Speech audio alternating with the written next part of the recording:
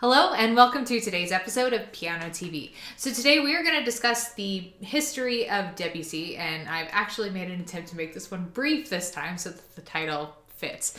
Debussy was a composer from the late 19th and early 20th century who composed the very famous and ethereal Clair de Lune.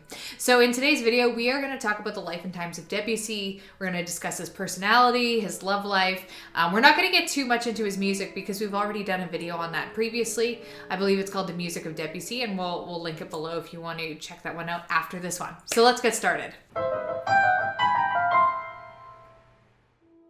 Claude Debussy was born in 1862 in a western suburb of Paris. His father owned a china shop there and his mother was a seamstress.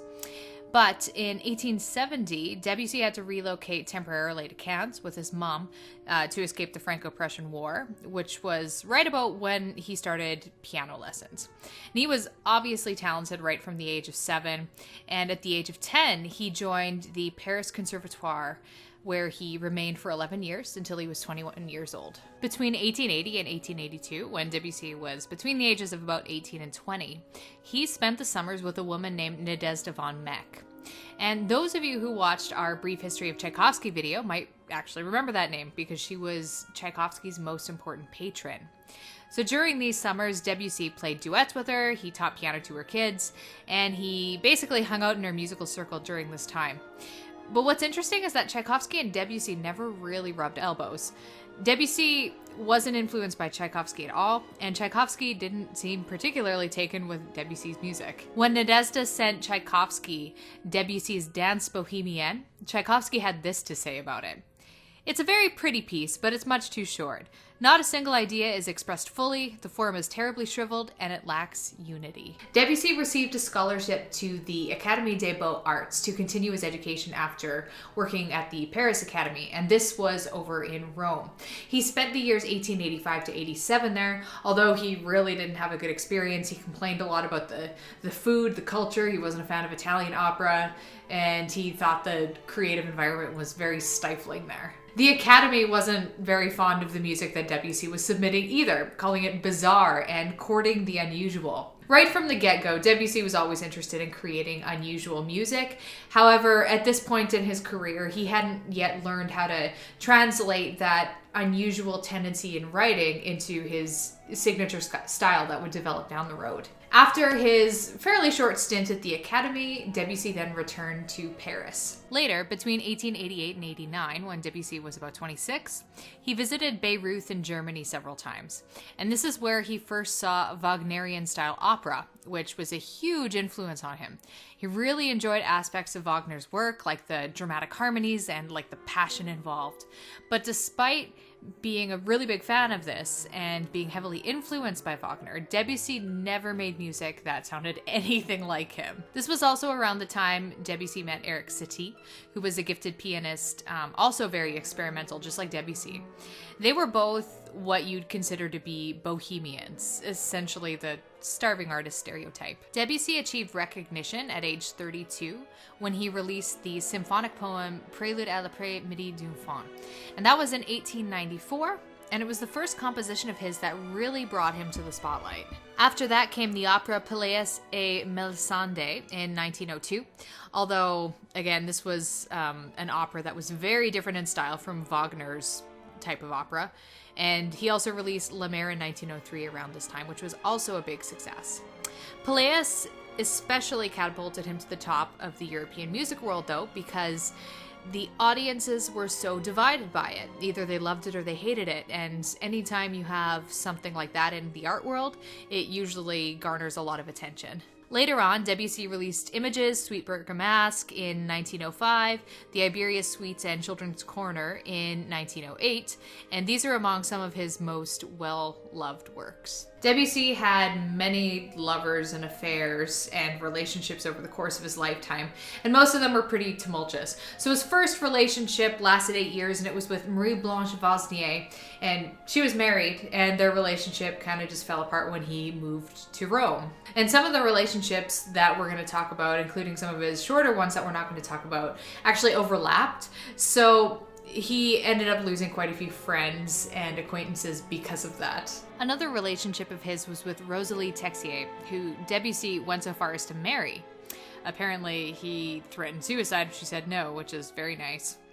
But Debussy fell out of love with her pretty fast, since she apparently didn't age that well. She was barren and wasn't very intelligent. Emma Bardac was the opposite. She was a great singer, she was very intelligent.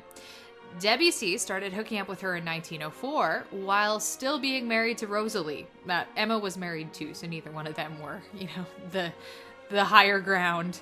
But Debussy eventually wrote Rosalie a letter to tell her that their marriage was over. But Rosalie did not take that well. She was really unhappy, and she shot herself in the chest in a suicide attempt, but didn't die. And because of this, many of Debussy's friends who were really fond of Rosalie basically shunned Debussy afterward. Debussy and Emma settled down in Paris, where he would remain until his death. This is also where Debussy's only daughter was born, a daughter named Claude Emma, which is a very creative name. Emma and Debussy did eventually get married, and though their relationship was tumultuous, they stayed married right up until Debussy died in 1918. So say what you will about Debussy's love life, but he did love Chow Chow, which was his nickname for Claude Emma. He drew great musical inspiration from her and dedicated his famous piano suite Children's Corner to her. Tragically, she ended up dying a year later than he did, due to a doctor administering the wrong treatment of medicine. In 1909, Debussy was diagnosed with rectal cancer and died from it in 1918, 9 years later, at the age of 55. He died when Paris was right in the midst of being bombed by German troops in World War I, and his funeral as a result was very small and, less pomp than there would usually be since Paris was in war. He's currently buried in the small Passy cemetery, and he's there with his wife and his daughter. It's fairly easy to get a sense of Debussy's personality because so many people wrote about it and commented on it. Marguerite Vasnier wrote, "He was very quick to take offense and extremely sensitive. The slightest thing put him in good humor or made him sullen or angry. He was very unsociable, but very charming with people he liked." Mary Garden, a performer, had this to say about Debussy. "I honestly don't know if Debussy ever loved anybody really. He loved his music, and perhaps himself. I think he was wrapped up in his genius. He was a very, very strange man." And the poet André Soares said, "Irony was part of his nature, and indeed was his love of pleasure. He had a mischievous sense of humor and acknowledged a love of good living. In his reclusion, there was something feline. He loved cats. The shape of his head showed great obstinacy of mind." In a famous incident, Marcel Proust threw a party for Debussy since he admired him. But Debussy didn't even show up, and his answer and explanation for not showing up was, "You know I'm an oaf." So I guess he was self-aware of his shortcomings. We'll briefly touch on Debussy's musical style here, but again, definitely check out the Music of Debussy video if you want to get more in depth on this. So Debussy was known for being really experimental, and he tended to favor dissonances and creating ambience instead of pursuing really clear and obvious chords and structures. Debussy was also a really talented piano player, and because of that, there's a lot of really great higher level piano music that's in the piano repertoire for people to learn. Not every composer who is well known was a very good piano player, so therefore they don't necessarily have high level piano music, but Debussy was one of them. Debussy's music falls under the category of Impressionism, but he personally hated that term. He said, "I feel more and more that music, by its very essence, is not something that can flow inside a rigorous traditional form." Music analyst Rudolf Reti claims the following as features of Debussy's music, which established a new concept of tonality in European music. So first of all, his music had glittering passages and webs of figurations, which distract from occasional absence of tonality. He frequently used parallel chords, which are in essence not harmonies at all, but rather chordal melodies, enriched unisons, described by some writers as non-functional harmonies, so basically just non-traditional harmonies. He used bitonality in his music, or at the very least bitonal chords, which means multiple chords overlapping at the same time.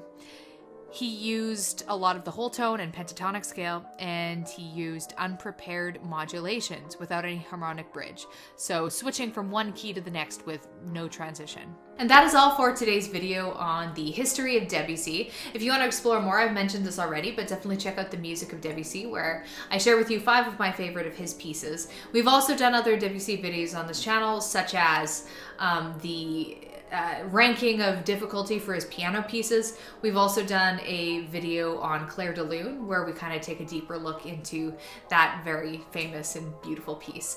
Thank you so much for watching. Give this a thumbs up if you enjoyed it. Subscribe if you haven't already, and I'll catch you in the next video.